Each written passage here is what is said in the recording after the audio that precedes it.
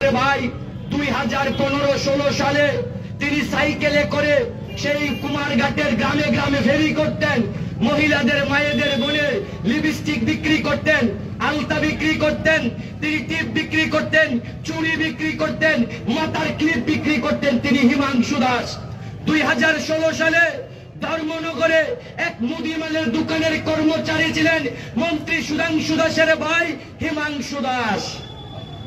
2017 সাল তিনি বাড়ির কাছে একটা বেড়ার ঝুপড়া বানিয়ে একটা ছোট গ্রোসারি আইটেমের দোকান দিয়েছেন। উনি 2018 সালে এই রাজ্যে বিজেপি আসার পর, ডবল ইঞ্জিন সরকার আসার পর বিজেপির বন্ধুরা বলেন ডবল ইঞ্জিনে কি রাজ্য এগিয়ে যাচ্ছে, কিন্তু দেখলাম মন্ত্রী সুধাংশু দাসের ভাই ডবল ইঞ্জিনে এতটা এগিয়ে গিয়েছেন, 7 বছরের মধ্যে ত্রিপুরা রাজ্যের সেরার সেরা হয়েছেন।